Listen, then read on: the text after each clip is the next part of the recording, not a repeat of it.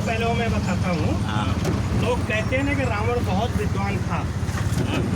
रावण बहुत विद्वान था।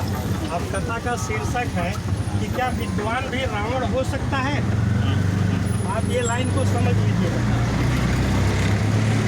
रावण बहुत विद्वान था, लेकिन विद्वान भी रावण हो सकता है, ये परिणाम। अब आपको कथा में बताता हूँ कि भगवान राम सेतुबंध रामेश्वर में शिवलिंग की स्थापना कर चुके हैं और उनको पूजा करना है।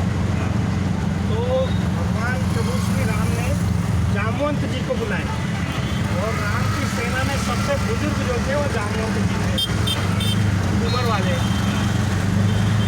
बोले कि मुझे पूजा करनी है, मुझे ऐसा ब्राह्मण चाहिए कि जो मेरे से ज़्यादा ज्ञानी हो और वैश्य भी हो, मतलब जो पंडित होते हैं ना वैसा हो। ऐसा नहीं मैं ऊंची जात का हूँ, नीची जाति से पूजा कराऊंगी।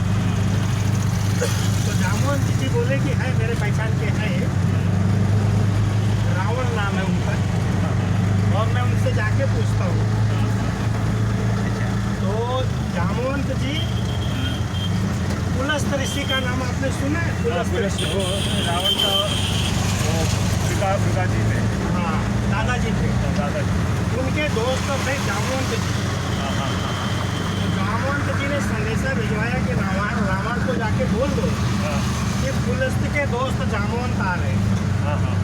तो रावण ने अपने पूरे राज में मतलब आदेश कर दिया कि जामवंत जी आ रहे हैं, उनसे कोई कुछ पूछे नहीं, उनसे कुछ टोके नहीं, सीधा उनको खाने दिया जाए। तो जामवंत जी जाते हैं, सब लोग खाली उनके पैर छूते हैं। तो जब जामवंत जी गए रावण के दरबार में, रावण ने उनको अच्छे से बिठाया, चाय पानी कराया। तो रावण बोला कि आप आए हैं, कुछ तो कारण होएगा। तो जामवंत जी बोले कि मैं आपके अतिथि संस्कार से बहुत खुश हूँ। अब मुझे बताइए कि हमारे एक तपस्वी है, 2 बच्चे, उन्होंने पूजा करना है शंकर जी की, तो क्या आप पूजा करा देंगे? तो रावण का पहला शब्द था, क्या है ये 2 बालक अयोध्या के राजकुमार हैं? बोले हाँ। बोले क्या उनका मकसद लंका पे विजय पाना है? बोले हाँ। तो रावण बोला फिर मैं जरूर पूजा कराऊंगा। कौन सा पूजा? शंकर जी की पूजा। शंकर जी की पूजा। हाँ। रावण बोला मैं जरूर कराऊंगा। तो जामवंत जी बोले आचार्य, आप मतलब पंडिता स्वीकार कर लिया। तो बोले आचार्य जी लगे यहाँ बता दीजिए सामग्री क्या लगेगी। तो रावण बोला कि हमारे जो यजमान हैं जंगल में रहते हैं, तपस्वी हैं, उनके पास क्या होगा। और जब यजमान के पास कुछ ना हो तो आचार्य की पूरी जिम्मेदारी होती है कि अपने यजमान की पूजा कराए। बोले ठीक है, तो फिर तो आपको पता होगा कि राम विवाहित है। तो रावण बोला हाँ।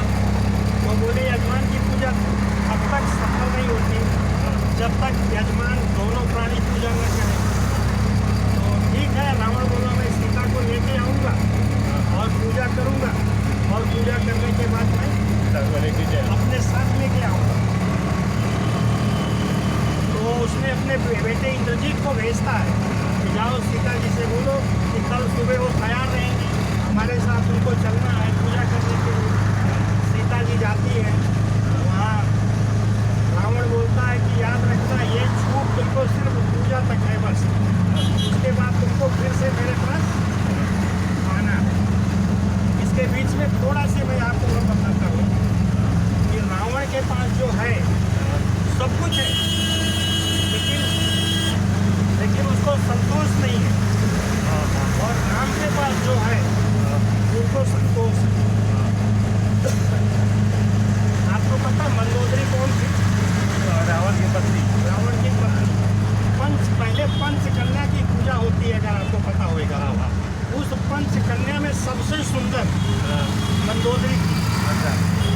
उस पंचकन्या में सबसे सुंदर मंदोदरी थी, जिससे रावण का विवाह हुआ था। फिर भी रावण संतुष्ट नहीं था।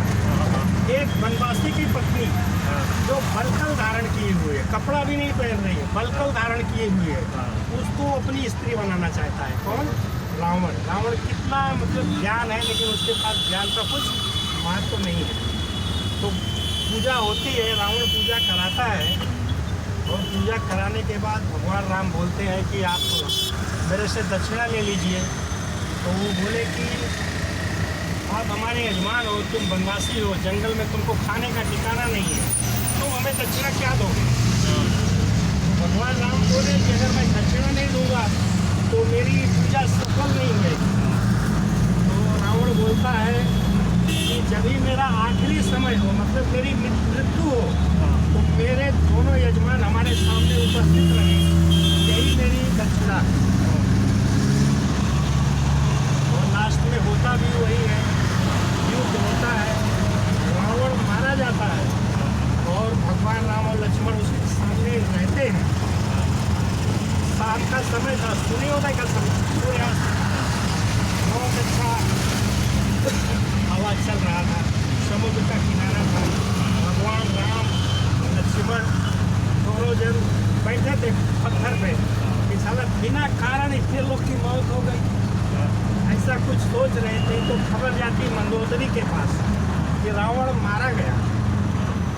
तो मंदोदरी आती है राम के पास, पूछती है, देख मतलब अपने मन में सोचती है कि हमारा पति जो पूरी दुनिया को मारने का दमखम रखता था, स्वर्ग और नर्क में चैलेंज करता था, उसको मारने वाले तपस्वी कौन है? मैं उनको देखूं तो जरा।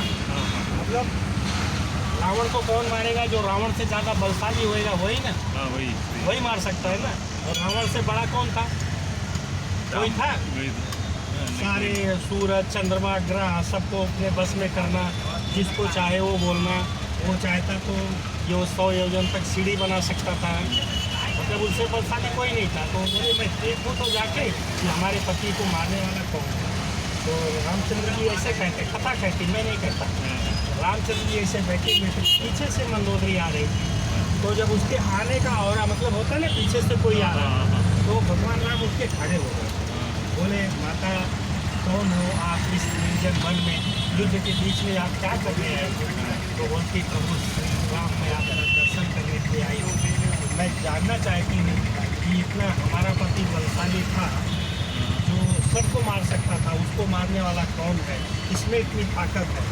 तो वो कहती है मंदोदरी कि एक आप हो जो दूसरी की स्त्री को देख करके उठ के खड़े हो गए, और एक हमारा पति है जो पर स्त्री को अपनी स्त्री बनाना चाहता है।